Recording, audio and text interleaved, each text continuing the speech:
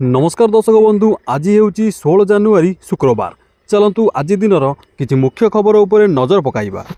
प्रथमे रही 75 देश पई भिजा बंद कला अमेरिका। रूस और ईरान समेत मोट 75 देशर नागरिकों पई भिजा प्रक्रिया को सामयिक भावे बंद करने को निष्पत्ति नेइछि ट्रंप प्रशासन। फॉक्स न्यूज़र एक रिपोर्ट अनुसार यही निषेधादेश जानुआरी 21 तारिख लागू हेबो। परवर्ती खबर, आज आरंभ 19 वर्षरु कम दिनिकिया विश्वकप्र 16 संस्करण। यही 16 दलीय प्रतियोगिता 23 दिन धरी चलवाकू थिबा बेले मोट 41 मैच जिम्बाब्वे और नामीबियार 5टी स्थान में खेलाजिबो। उद्घाटनी मुकाबिला आज भारत यूएसए टक्कर। यही मैच जिम्बाब्वेर बुलावाओरे खेलाजिबो। परवर्ती खबर, सरकार विरोधी विक्षोभ भितर आंदोलनकारी प्रति आहरी कठोर हेले ईरान सरकार। खामेनेई सरकार विरुद्ध रे जो माने रास्ता को ओह्लाई गिरफ होइछंती सेमानंकु तुरंत दंड देबाकू निर्देश देइछंती देशर सर्वोच्च न्यायालय। आउ हत्या करिथिबा विक्षोभकारी मृत्युदंड पई भी चेतावनी दिया जाइछि।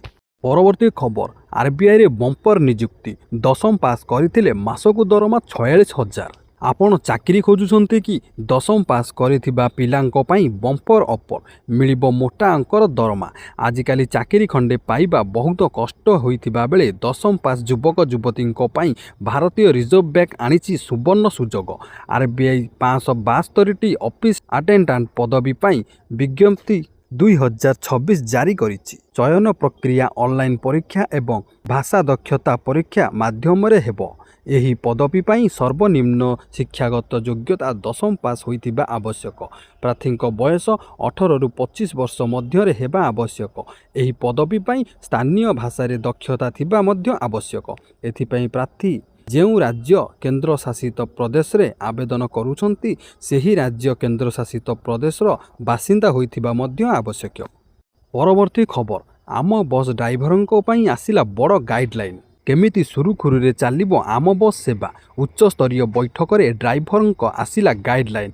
पुराना बस स्क्रैपिंग होई आसिबो नुआ छोट बस। लगातार दुर्घटना और खामखियाली गाड़ी चालना को नहीं एबे विवाद रे आम बस। लोकंको सुविधा पई राज्य रे चालुथिबा एही बस सेवा उपरे लोकंको आक्रोश बढ़ुथिबा बेले एहाकू सुरुखुरुरे चलाइबा पई अंटा भिड़िछंती राज्य सरकार।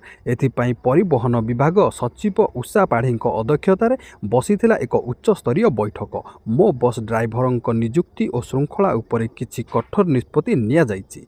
बैठक रे शामिल होइतिले परिवहन कमिशनरଙ୍କ सह रूट परिचालना निर्देशक संजय विश्वाल। परवर्ती खबर, अष्टम पे कमिशन पूर्वरु सरकारी कर्मचारी को बड़ उपहार। केंद्र सरकार अष्टम वेतन कमिशन लागू हेबो। पूर्वरु केंद्र सरकारी कर्मचारी खुशी खबर। सरकार एक नूतन कंपोजिट सैलरी अकाउंट पैकेज आरंभ करिसंती। यह एक बैंक अकाउंट हेबो जहाँ कर्मचारी को गोटिए वेतन अकाउंट रे बीमा ऋण एवं बैंकिंग सेवा प्रदान करिबो। केंद्र सरकारी कर्मचारी मानंको पई दरमा आउ केवल मासिक खर्च पूर्ण करिबार एक माध्यम हेबो नाही, बरं समान अकाउंट बीमा स्वास्थ्य कवरेज एवं सुलभ बैंकिंग सुविधार एक व्यापक पैकेज होइजिबो। आर्थिक सेवा विभाग सार्वजनिक क्षेत्रर बैंक गुड़िक सहित मिसी कंपोजिट सैलरी अकाउंट पैकेज आरंभ करिछि, जहाकू सरकारी व्यवस्था रे काम करुथिबा कर्मचारी मानंक पई एक प्रमुख कल्याणकारी वर्धक भाव रे विवेचना करा जाए। परवर्ती खबर, यात्रीଙ୍କ ପାଇଁ सुवर्ण सुजोग। मात्र 1 टंकारे आपण विमान यात्रा करि परिबे। विमान यात्रीଙ୍କ ପାଇଁ इंडिगो एयरलाइंस पक्षरु सुवर्ण सुजोग। ए सुजोग जमारू भी हाथ छड़ा करंतुनी। तुरंत टिकेट बुक करि नियंतु, कारण मात्र 1 टंकारे मिलुची फ्लाइट टिकेट। इंडिगो एयरलाइंस एहार यात्री मानंको पई एक चमत्कार नुआ वर्षर सेल इनटू 2026 घोषणा करिछि। एही सेल रे वयस्क मानंको सह पिला मानंको पई मध्य विशेष ऑफर रहिछि। जदि आपण इंडिगोर वेबसाइट किंबा आप माध्यम रे घरोई विमान बुक करंती तेबे 1 मासरु 24 मास बयसर शिशु माने मात्र 1 टंकारे यात्रा करि परिबे। तथापि एथिपई चेक इन समय रे जन्म प्रमाणपत्र, हॉस्पिटल डिस्चार्ज पेपर, टीकाकरण प्रमाणपत्र किंबा पासपोर्ट भली बयस प्रमाणकारी डॉक्यूमेंट देखाइबा बाध्यतामूलक। एही प्रमाण बिना शिशुर टिकेट पई संपूर्ण टंका देबाकू पड़िबो। परवर्ती खबर, ରାଜ୍ୟରେ ପୁଣି ଲେଉଟିବ ଶୀତ। ବିଭିନ୍ନ ସହରରେ ପାରଦ 3ରୁ 4 ଡିଗ୍ରୀ ପର୍ଯ୍ୟନ୍ତ ହ୍ରାସ ପାଇଥିବା ବେଳେ ଆଗାମୀ ଦିନରେ ତାପମାତ୍ରା ଆହୁରି ନିମ୍ନଗାମୀ ହୋଇ ଶୀତ ଆହୁରି ବଢ଼ିବ ବୋଲି ଆଞ୍ଚଳିକ ପାଣିପାଗ ବିଜ୍ଞାନ କେନ୍ଦ୍ର ପୂର୍ବାନୁମାନ କରିଛି। ଏଭଳି ସ୍ଥିତିରେ ରାଜ୍ୟରେ 17 ତାରିଖ ଯାଏଁ ଶୀତ ଜାରି ରହିବ। ହେଲେ ପଶ୍ଚିମା ଝଡ଼ ପ୍ରଭାବରେ 18 ତାରିଖରୁ ତାପମାତ୍ରା ବୃଦ୍ଧି ଘଟି ଶୀତରେ ବ୍ରେକ୍ ଲାଗିବା ସମ୍ଭାବନା ରହିଛି। ପରବର୍ତ୍ତୀ ଖବର, ମିଛ ବିଜ୍ଞାପନ ଫସିଲେ ସଲମାନ ଓ ହ୍ରିତିକ, ଖାଉଟି ଅଦାଲତରେ ମାମଲା। ବଲିଉଡ୍ ସେଲିବ୍ରିଟିଙ୍କ ନାମରେ ମାମଲା ଜାରି। କଳାହାଣ୍ଡି ଖାଉଟି ଅଦାଲତରେ ବଲିଉଡ୍ ଅଭିନେତା ସଲମାନ ଖାନ୍ ଓ ହ୍ରିତିକ ରୋଶନଙ୍କ ନାଁରେ ମାମଲା ରୁଜୁ ହୋଇଥିବା ସୂଚନା ମିଳିଛି। ଏହାର ପ୍ରଥମ ଶୁଣାଣି ହୋଇଥିବା ବେଳେ ଜାନୁଆରୀ 19ରେ ଦ୍ୱିତୀୟ ଶୁଣାଣି ହେବ ବୋଲି ସୂଚନା ମିଳିଛି। କଳାହାଣ୍ଡି ଖାଉଟି ଅଦାଲତରେ ମୃଦୁ ପାନୀୟ ମାଉଣ୍ଟେନ୍ ଡିଉ ବିଜ୍ଞାପନକୁ ନେଇ ଫିଲ୍ମ ଅଭିନେତା ସଲମାନ ଖାନ୍, ହ୍ରିତିକ ରୋଶନ, ପେପ୍ସିକୋ ବିଜ୍ଞାପନ କାଉନସିଲ ବିରୁଦ୍ଧରେ ମାମଲା ରୁଜୁ ହୋଇଛି। ପରବର୍ତ୍ତୀ ଖବର, ଅଶ୍ଳୀଳ ନାଚ ପାଇଁ ଗିରଫ ହେବେ ନିଶା ମହାରଣା। ଭୁବନେଶ୍ୱରରେ ଖୋଜୁଛି ପୋଲିସ। ବନ୍ଧା ହୋଇପାରନ୍ତି ଆଇଟମ୍ ଗାର୍ଲ ନିଶା ମହାରଣା। ଅଶ୍ଳୀଳ ନୃତ୍ୟ ପାଇଁ ଫସିଯିବେ କି ନିଶା ମହାରଣା? ସୂଚନା ଅନୁସାରେ ଗତ 5 ଦିନ ତଳେ ବଲାଙ୍ଗୀର ଜିଲ୍ଲାକୁ ଆସି ଅଶ୍ଳୀଳ ନୃତ୍ୟ ପରିବେଷଣ କରିଥିଲେ ନିଶା। ଏହି ଘଟଣାର ସଦର ଥାନା ପୋଲିସ ଆୟୋଜକ କମିଟି 2 ଜଣଙ୍କୁ ଅଟକ ରଖିଛି। ସେହିପରି ପୋଲିସର ଗୋଟିଏ ଟିମ୍ ଭୁବନେଶ୍ୱର ଆସି ନିଶା ମହାରଣାକୁ ଖୋଜାଖୋଜି କରୁଥିବାର ସୂଚନା ମିଳିଛି। ପରବର୍ତ୍ତୀ ଖବର, ହାଇକୋର୍ଟର ବଡ଼ ରାୟ। ଅଧିକ ଦିନ ଧରି ଶାରୀରିକ ସମ୍ପର୍କ ଜବରଦସ୍ତି ନୁହେଁ ବୋଲି ହାଇକୋର୍ଟ ନିର୍ଦ୍ଦେଶ ଦେଇଛନ୍ତି। ବର୍ତ୍ତମାନ ସମୟରେ ଲିଭ୍-ଇନ୍ରେ ରହିବା ଏକ ଫ୍ୟାସନ୍ ହୋଇଗଲାଣି। କିନ୍ତୁ ଏହି ଫ୍ୟାସନ୍ ପାଇଁ ଅନେକ କିଛି ଘଟଣା ଘଟିଥାଏ, ଯାହାଦ୍ୱାରା ବିବାଦ ଘଟଣା ମଧ୍ୟ ସାମ୍ନାକୁ ଆସିଥାଏ। ତାହା ଭିତରେ ସବୁଠୁ ବଡ଼ ଅଭିଯୋଗ ହେଉଛି ଶାରୀରିକ ସମ୍ପର୍କକୁ ନେଇ। ଏହି ଅଭିଯୋଗକୁ ଆଧାର କରି ହାଇକୋର୍ଟ ଏକ ଗୁରୁତ୍ୱପୂର୍ଣ୍ଣ ରାୟ ଶୁଣାଇଛନ୍ତି। ହାଇକୋର୍ଟ ଗୁରୁତ୍ୱପୂର୍ଣ୍ଣ ରାୟ ଅନୁଯାୟୀ ଯଦି 2 ଜଣ ମଧ୍ୟରେ ଅଧିକ ଦିନ ଧରି ଶାରୀରିକ ସମ୍ପର୍କ ରହିଛି, ତେବେ ଏହାକୁ ଜବରଦସ୍ତି ବୋଲି ଧରାଯାଇ ପାରିବ ନାହିଁ। ଏହି ଅଭିଯୋଗକୁ ଆଧାର କରି ଜଣେ ବ୍ୟକ୍ତିକୁ ବଳାତ୍କାର କରିଥିବା ଅଭିଯୋଗରେ ଦୋଷୀ ସାବ୍ୟସ୍ତ କରାଯାଇ ପାରିବ ନାହିଁ ବୋଲି ହାଇକୋର୍ଟ କହିଛନ୍ତି। ପରବର୍ତ୍ତୀ ଖବର, 7 ଦିନର ଚିକିତ୍ସା ପରେ ଆଖି ବୁଜିଲେ କୁନି ଛତ୍ରିଆ। ସେ ବଲାଙ୍ଗୀର ଜିଲ୍ଲା ତୁଷୁରାରୁ ଯାଇ ରାଜ୍ୟ ତଥା ରାଜ୍ୟ ବାହାରେ ଘୁଡ଼ୁକା ବାଦ୍ୟ କରିବା ସହ ଲୋକଗୀତ ଗାୟିକା ଭାବେ ବେଶ୍ ସୁନାମ ଅର୍ଜନ କରିଥିଲେ। ପରବର୍ତ୍ତୀ ଖବର, ସୁବର୍ଣ୍ଣପୁର ଜିଲ୍ଲାର ତରଭା ବ୍ଲକ ପାନମୁରା ସ୍ଥିତ ଇଥାନଲ ଫ୍ୟାକ୍ଟ୍ରିରେ ଅଗ୍ନିକାଣ୍ଡ। ଅଗ୍ନିକାଣ୍ଡରେ ଜଳି ପୋଡ଼ି ପାଉଁଶ ହୋଇଯାଇଛି। ଏଥିରେ ବ୍ୟାପକ କ୍ଷୟକ୍ଷତି ହୋଇଥିବାର ସୂଚନା ମିଳିଛି। ପରବର୍ତ୍ତୀ ଖବର, ପଛୁଆ ବର୍ଗଙ୍କ ଦୀର୍ଘ ଦିନର ଦାବି ଉପରେ ଖୁବ୍ ଶୀଘ୍ର ବାଜିବ ମୋହନ ସରକାରଙ୍କ ମୋହର। ଉଚ୍ଚଶିକ୍ଷା ପରେ ଏବେଠୁ ମେଡିକାଲ ଏବଂ ଇଞ୍ଜିନିୟରିଂ ଶିକ୍ଷାରେ ବି ମିଳିବ ସଂରକ୍ଷଣ। ଚଳିତ ବର୍ଷଠାରୁ 11.25% ସିଟ୍ ସଂରକ୍ଷଣ ପାଇଁ ଯୋଜନା କରୁଛନ୍ତି ସରକାର। ବଡ଼ କଥା ହେଲା, ମେଡିକାଲ ଏବଂ ଇଞ୍ଜିନିୟରିଂରେ SC/STଙ୍କୁ ମିଳିବ 2 ଗୁଣା ସଂରକ୍ଷଣ। କିନ୍ତୁ ବିରୋଧୀଙ୍କ ଦାବି ଖାଲି ଶିକ୍ଷାରେ ନୁହେଁ, OBCଙ୍କୁ ନିଯୁକ୍ତି କ୍ଷେତ୍ରରେ ବି ସଂରକ୍ଷଣ ଦିଅନ୍ତୁ ସରକାର। ଏପଟେ ପଛୁଆ ବର୍ଗ ମଞ୍ଚର ଦାବି 11 ନୁହେଁ 27% ସଂରକ୍ଷଣ ଦିଅନ୍ତୁ ସରକାର। ପରବର୍ତ୍ତୀ ଖବର, ଫଟାଫଟ ଅର୍ଡର ଡେଲିଭରି ଉପରେ ରୋକ୍। 10 ମିନିଟରେ ଅର୍ଡର ଡେଲିଭରିକୁ ନେଇ କଠୋର ହେଲେ କେନ୍ଦ୍ର ସରକାର। ଡେଲିଭରି ବୟଙ୍କ ସୁରକ୍ଷା ସୁନିଶ୍ଚିତ କରିବାକୁ ଯାଇ 10 ମିନିଟ ଡେଲିଭରି ଉପରେ ସରକାର ହସ୍ତକ୍ଷେପ କରିଛନ୍ତି। କେନ୍ଦ୍ର ସରକାରଙ୍କ ହସ୍ତକ୍ଷେପ ପରେ ବ୍ଲିଙ୍କିଟ୍ ସମସ୍ତ ବ୍ରାଣ୍ଡରୁ 10 ମିନିଟ ଡେଲିଭରି ଫିଚରକୁ ହଟାଇବାକୁ ଘୋଷଣା କରିଛି। କେନ୍ଦ୍ର ଶ୍ରମ ମନ୍ତ୍ରୀ ମନସୁଖ ମାଣ୍ଡଭିୟ 10 ମିନିଟ ଡେଲିଭରି ପ୍ରସଙ୍ଗକୁ ନେଇ କ୍ୱିକ୍ କମର୍ସ ସେକ୍ଟରରେ ସକ୍ରିୟ କମ୍ପାନୀଗୁଡ଼ିକ ସହ ଆଲୋଚନା କରିଛନ୍ତି। ପରବର୍ତ୍ତୀ ଖବର, ମାଗଣା ରାସନ ନେଉଥିବା ଲୋକଙ୍କ ପାଇଁ ଖୁସି ଖବର। 1 କେଜି ନୁହେଁ 9 କେଜି ମିଳିବ ଗହମ। ତେବେ ସରକାର ରାସନ କାର୍ଡ ଧାରକଙ୍କୁ ଗୁରୁତ୍ୱପୂର୍ଣ୍ଣ ଆଶ୍ୱସ୍ତି ପ୍ରଦାନ କରିଛନ୍ତି। ରାଜ୍ୟ ସରକାର ଖାଦ୍ୟ ଯୋଗାଣ ବିଭାଗ ଦ୍ୱାରା ଯୋଗାଇ ଦିଆଯାଉଥିବା ଗହମର ପରିମାଣ ବୃଦ୍ଧି କରାଯାଇଛି। ବିହାରର ଆରୱଲ ଜିଲ୍ଲାର 1,11,245 କାର୍ଡ ଧାରକ ଏହାଦ୍ୱାରା ଉପକୃତ ହେବେ। ଏହି ମାସରୁ ହିତାଧିକାରୀମାନେ 1 କିଲୋଗ୍ରାମ ପରିବର୍ତ୍ତେ 2 କିଲୋଗ୍ରାମ ଗହମ ପାଇବେ। ସେହିପରି ଏବେ 4 କିଲୋଗ୍ରାମ ପରିବର୍ତ୍ତେ 3 କିଲୋଗ୍ରାମ ଚାଉଳ ମିଳିବ। ସେହିପରି ଅନ୍ତର୍ଦୟ ହିତାଧିକାରୀମାନେ 7 କିଲୋଗ୍ରାମ ପରିବର୍ତ୍ତେ 14 କିଲୋଗ୍ରାମ ଗହମ ଏବଂ 28 କିଲୋଗ୍ରାମ ପରିବର୍ତ୍ତେ 21 କିଲୋଗ୍ରାମ ଚାଉଳ ପାଇବେ। ଜିଲ୍ଲାରେ 16,367 ଅନ୍ତର୍ଦୟ ହିତାଧିକାରୀ ଏବଂ 94,878 PHS ହିତାଧିକାରୀ ଅଛନ୍ତି। ଖାଦ୍ୟ ଏବଂ ଗ୍ରାହକ ସୁରକ୍ଷା ବିଭାଗର ଏହି ନିଷ୍ପତ୍ତି ଜିଲ୍ଲାର ଲକ୍ଷ ଲକ୍ଷ ରାସନ କାର୍ଡ ଧାରକଙ୍କୁ ଲାଭ ଦେବ। ପରବର୍ତ୍ତୀ ଖବର, ମାଟିରେ ମିଶିବ ବର୍ତ୍ତମାନର 9 ତାଲା ସେଚ ସଦନ ଓ ରାଜୀବ ଭବନ। ଏନେଇ ସୂଚନା ଦେଇଛନ୍ତି ପୂର୍ତ୍ତମନ୍ତ୍ରୀ ପୃଥ୍ୱୀରାଜ ହରିଚନ୍ଦନ। ଏସବୁ କୋଠାଗୁଡ଼ିକ ବିପଦ ସଂକୁଳ ବୋଲି ଘୋଷଣା ହୋଇସାରିଛି। ତେଣୁ ଏହି କୋଠାଗୁଡ଼ିକୁ ଖୁବ୍ ଶୀଘ୍ର ଭାଙ୍ଗି ମାଟିରେ ମିଶାଯିବ। 9 ତାଲାରେ ଥିବା ବିଭାଗଗୁଡ଼ିକ ଅନ୍ୟତ୍ର ସ୍ଥାନାନ୍ତର କରାଯିବ।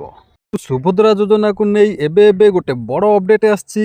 ଶ୍ରୀମତୀ ପ୍ରଭାତୀ ପରିଡ଼ା ସୁଭଦ୍ରା ଯୋଜନାର ନୂଆ ହିତାଧିକାରୀମାନଙ୍କୁ ନେଇ ଆଜି ଗୋଟେ ବଡ଼ ଆନାଉନ୍ସ କରିଛନ୍ତି। ଶ୍ରୀମତୀ ପ୍ରଭାତୀ ପରିଡ଼ା ପୂର୍ବରୁ ଆନାଉନ୍ସମେଣ୍ଟ କରିଥିଲେ ଏହି ଚଳିତ ସପ୍ତାହ ମଧ୍ୟରେ ସୁଭଦ୍ରା ଯୋଜନାର ନୂଆ ହିତାଧିକାରୀମାନଙ୍କୁ ଟଙ୍କା ମିଳିବା ପାଇଁ, କିନ୍ତୁ ଏପର୍ଯ୍ୟନ୍ତ ତାର ସଠିକ୍ ତାରିଖଟି ଘୋଷଣା କରିନଥିଲେ। କିନ୍ତୁ ଏବେ ବଡ଼ ଅପଡେଟ୍ ଆସିଛି। ଶ୍ରୀମତୀ ପ୍ରଭାତୀ ପରିଡ଼ା ଆଜି ଘୋଷଣା କରିଦେଇଛନ୍ତି ଯେ କେଉଁଦିନ ସୁଭଦ୍ରା ଯୋଜନାର ନୂଆ ହିତାଧିକାରୀମାନଙ୍କୁ ଟଙ୍କା ମିଳିବ।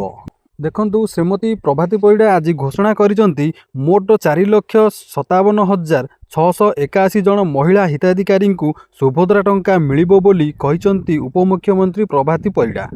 ସେ ଆହୁରି ମଧ୍ୟ କହିଛନ୍ତି ଯେ ନୂଆ ଭାବେ 1,78,398 ଜଣଙ୍କୁ ସାମିଲ କରାଯାଇଛି। ସେମାନେ ପାଇବେ ପ୍ରଥମ କିସ୍ତି। ତେବେ ପ୍ରଥମ ଓ ଦ୍ୱିତୀୟ କିସ୍ତିରୁ ବାଦ୍ ପଡ଼ିଥିବା 2,55,265 ଜଣଙ୍କୁ ସାମିଲ କରାଯାଇଛି। ସେମାନେ ବି ଏକାଥରକେ ପାଇବେ 2ଟି କିସ୍ତି। ସେହିପରି ଅଭିଯୋଗ ଶୁଣାଣିରେ 24,018 ଜଣ ହିତାଧିକାରୀଙ୍କୁ ସୁଭଦ୍ରାରେ ସାମିଲ କରାଯାଇଛି। ମୋଟ 250 କୋଟି ଟଙ୍କାର ସହାୟତା ରାଶି ଖାତାକୁ ଯିବ। ଗତ ନଭେମ୍ବର ମାସରେ ଆରମ୍ଭ ହୋଇଥିଲା ଆବେଦନ ପ୍ରକ୍ରିୟା। ବହୁଦିନରୁ ସ୍ଥଗିତ ଥିବା ସୁଭଦ୍ରା ପୋର୍ଟାଲ ବି ଖୋଲିଥିଲା।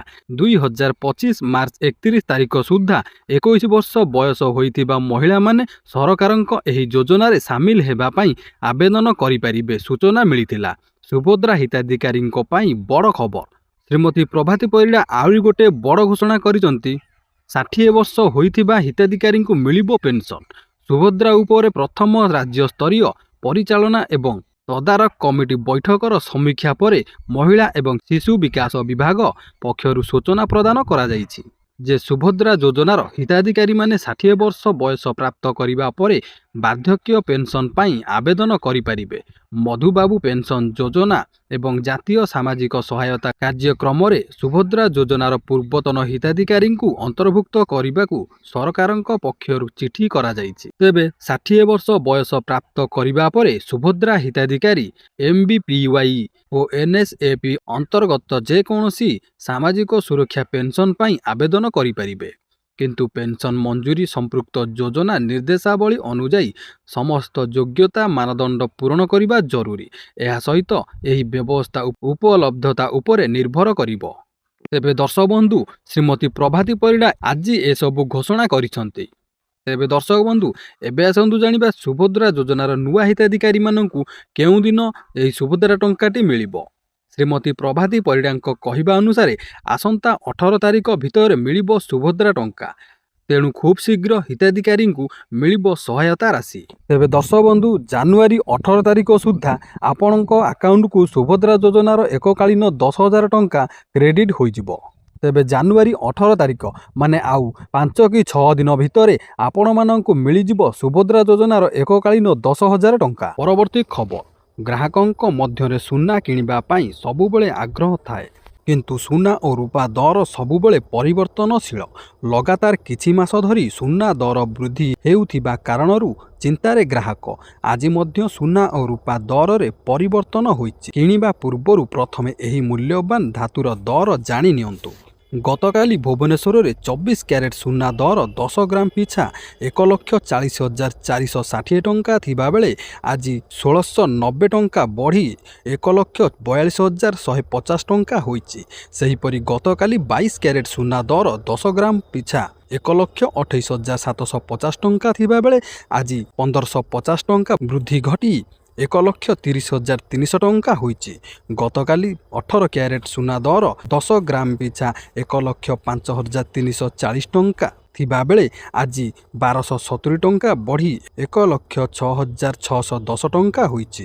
ଅନ୍ୟପଟେ ରୂପା ଦର ମଧ୍ୟ ଅହେତୁକ ବୃଦ୍ଧି ପାଇଛି। ସୁନା ସହ ତାଳ ଦେଇ ରୂପା ବଢ଼ିବାରେ ଲାଗିଛି। ଗତକାଲି ଭୁବନେଶ୍ୱରରେ 1 କିଲୋଗ୍ରାମ ପିଛା 2,75,000 ଟଙ୍କା ଥିବାବେଳେ ଆଜି ଏକାଥରକେ 12,000 ଟଙ୍କା ବଢ଼ିଯାଇଛି, ଯାହାଫଳରେ ରୂପା ଦର 2,87,000 ଟଙ୍କାରେ ପହଞ୍ଚିଛି। ପରବର୍ତ୍ତୀ ଖବର, ଅନଲାଇନ୍ ଟିକେଟ୍ ବୁକିଂରେ ଆଉ ହେବନି ଅସୁବିଧା। ଭାରତୀୟ ରେଳବାଇ ଅନଲାଇନ୍ ଟିକେଟ୍ ବୁକିଂ ସମ୍ପର୍କରେ ଏକ ବଡ଼ ପରିବର୍ତ୍ତନ କରିଛନ୍ତି, ଯାହା ସାଧାରଣ ଯାତ୍ରୀଙ୍କୁ ସିଧାସଳଖ ଲାଭ ଦେବ। ଇ-ଟିକେଟିଂ ପ୍ରକ୍ରିୟାରେ ଲାଗି ରହିଥିବା ଅସୁବିଧା, ଧୀର ସର୍ଭର ଏବଂ ଦଲାଲଙ୍କ ହସ୍ତକ୍ଷେପକୁ କମ୍ କରିବା ପାଇଁ ରେଳବାଇ ବୁକିଂ ସମୟରେ ଗୁରୁତ୍ୱପୂର୍ଣ୍ଣ ପରିବର୍ତ୍ତନ କରିଛି। ଜାନୁଆରୀ 12 ତାରିଖରୁ ଅର୍ଥାତ୍ କାଲିଠୁ ଏହି ନିୟମ ଲାଗୁ ହୋଇଛି। ଏହି ନୂଆ ନିୟମ ଲକ୍ଷ୍ୟ ରେଳ ଯାତ୍ରୀଙ୍କ ପାଇଁ ଟିକେଟ୍ ବୁକିଂ ସହଜ କରିବ। ପରବର୍ତ୍ତୀ ଖବର, କେନ୍ଦ୍ରୀୟ କର୍ମଚାରୀଙ୍କ ପାଇଁ ବଡ଼ ଖୁସି ଖବର, ବଢ଼ିବ ମହଙ୍ଗା ଭତ୍ତା। ଅଷ୍ଟମ ବେତନ ବାବଦରେ ମାସ ଆରମ୍ଭରୁ ଚର୍ଚ୍ଚା ଚାଲିଛି। ତଥାପି ଅଷ୍ଟମ ବେତନ କମିଶନ କେବେ ଲାଗୁ ହେବ ତାହା ଏପର୍ଯ୍ୟନ୍ତ ସ୍ଥିର ହୋଇନାହିଁ। ଏହି ଆଲୋଚନା ମଧ୍ୟରେ କେନ୍ଦ୍ର ସରକାରୀ କର୍ମଚାରୀଙ୍କ ପାଇଁ ଏକ ଖୁସି ଖବର ଆସିଛି। ତାହା ହେଉଛି ଡିଏ ବଢ଼ିବା ସମ୍ପର୍କରେ। କେନ୍ଦ୍ର ସରକାରୀ କର୍ମଚାରୀ ଏବଂ ପେନ୍ସନଭୋଗୀମାନେ ଜାନୁଆରୀରେ ଏକ ଗୁରୁତ୍ୱପୂର୍ଣ୍ଣ ଦରମା ଏବଂ ପେନ୍ସନ୍ ବୃଦ୍ଧି ପାଇପାରନ୍ତି, ଯେଉଁଥିରେ ମହଙ୍ଗା ଭତ୍ତା ବା ଡିଏ ଏବଂ ମହଙ୍ଗା ସହାୟତା ବା ଡିଆର୍ ବୃଦ୍ଧି ଅନ୍ତର୍ଭୁକ୍ତ ହୋଇପାରେ। କେନ୍ଦ୍ର ଶ୍ରମ ଏବଂ ନିଯୁକ୍ତି ମନ୍ତ୍ରାଳୟ ନଭେମ୍ବର 2025 ପାଇଁ all India consumer price index ପ୍ରକାଶ କରିଛି। ସୂଚକାଙ୍କ 148.2 ଥିଲା। ପରବର୍ତ୍ତୀ ଖବର, ସମ୍ବଲପୁରକୁ ମୁଖ୍ୟମନ୍ତ୍ରୀ ମୋହନ ଚରଣ ମାଝୀଙ୍କର ବଡ଼ ଭେଟି। ଜିଲ୍ଲାର ବିକାଶ ପାଇଁ ପ୍ରାୟ 948 କୋଟି ଟଙ୍କା ମୂଲ୍ୟର 25ଟି ଉନ୍ନୟନମୂଳକ ପ୍ରକଳ୍ପର ଉଦ୍ଘାଟନ ଓ ଭିତ୍ତିପ୍ରସ୍ତର ସ୍ଥାପନ କରିଛନ୍ତି ମୁଖ୍ୟମନ୍ତ୍ରୀ ମୋହନ ଚରଣ ମାଝୀ। 57 କୋଟିରୁ ଉର୍ଦ୍ଧ୍ୱ ମୂଲ୍ୟର 14ଟି ପ୍ରକଳ୍ପର ଉଦ୍ଘାଟନ କରିଛନ୍ତି। 890 କୋଟିରୁ ଉର୍ଦ୍ଧ୍ୱ ଟଙ୍କା ମୂଲ୍ୟର 11ଟି ପ୍ରକଳ୍ପ ପାଇଁ ଭିତ୍ତିପ୍ରସ୍ତର ସ୍ଥାପନ କରିଛନ୍ତି ମୁଖ୍ୟମନ୍ତ୍ରୀ। ଏଥିରେ ଜିଲ୍ଲାର ଉନ୍ନତିମୂଳକ ପ୍ରକଳ୍ପ ମଧ୍ୟରେ ସଡ଼କ ନିର୍ମାଣ, ସେତୁ ନିର୍ମାଣ, ସ୍ୱାସ୍ଥ୍ୟ ଭିତ୍ତିଭୂମି, ଗୋଦାମ ଗୃହ, ଅଟଳ ବସ୍ଷ୍ଟାଣ୍ଡ, ଛାତ୍ରୀ ନିବାସ, ପର୍ଯ୍ୟଟନ ବିକାଶ, ପାନୀୟ ଜଳ ଭଳି ଅନ୍ୟାନ୍ୟ ଉନ୍ନୟନ ପ୍ରକଳ୍ପ ରହିଛି। ଏହି ଅବସରରେ ମୁଖ୍ୟମନ୍ତ୍ରୀ କହିଛନ୍ତି, ସମ୍ବଲପୁରର ବିକାଶ ପାଇଁ ସରକାର ପ୍ରତିଶ୍ରୁତିବଦ୍ଧ। ଏହା ସହ ମା ସମ୍ବଲେଶ୍ୱରୀ ମନ୍ଦିରର ବିକାଶ ପାଇଁ 316 କୋଟି ଟଙ୍କା ଘୋଷଣା ସହ ରିଭର ଫ୍ରଣ୍ଟ ଡେଭଲପମେଣ୍ଟ କାମ 2ଟି ପର୍ଯ୍ୟାୟରେ କାର୍ଯ୍ୟକାରୀ ହେଉଛି। ତେବେ ଦର୍ଶକ ବନ୍ଧୁ, ଯଦି ଆପଣମାନେ ନୂଆ କରି ଚ୍ୟାନେଲକୁ ଆସିଛନ୍ତି, ଚ୍ୟାନେଲକୁ ସବସ୍କ୍ରାଇବ୍ କରି ପାଖରେ ଥିବା ବେଲ୍ ଆଇକନକୁ ପ୍ରେସ୍ କରନ୍ତୁ, ଯାହାଦ୍ୱାରା ଅପଲୋଡ଼ ହେଉଥିବା ଭିଡ଼ିଓ ଗୁଡ଼ିକ ସର୍ବପ୍ରଥମେ ଆପଣମାନେ ଦେଖିପାରିବେ।